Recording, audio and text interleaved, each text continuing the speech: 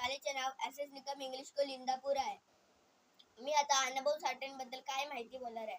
अण्णाभाऊ साठे यांचा जन्म 1 ऑगस्ट 1920 रोजी सांगली जिल्ह्यातील वाटेगाव येथे झाले. त्यांचे पूर्ण नाव तुकाराम भाऊराव साठे असे होते. त्यांच्या वडिलांचे नाव भाऊराव व आईचे नाव वालुबाई असे होते. त्यांना गरिबी व भेदभावामुळे शिक्षण घेता आले. त्यांना जीवनात खूप संघर्ष करावा लागला. साहित्य क्षेत्रात प्रचंड कामगिरी केली. तसेच लोकशाहीर म्हणून नाव लौकिक झाला. रशियात जाऊन छत्रपती शिवाजी महाराजांचे पोवाडे गाणारे ते पहिले भारतीय होते. त्यांनी लावणी, कादंबरी, कथासंग्रह, पोवाडे यांची निर्मिती केली. या फकीरा या कादंबरीला राज्य सरकारकडून सर्वोत्कृष्ट पुरस्कार मिळाला. त्यांची मुंबईची लावणी माझी मैना गावाकडे राहिली हे लावणी अविस्मरणीय होती. त्यांचे निधन 18 जुलै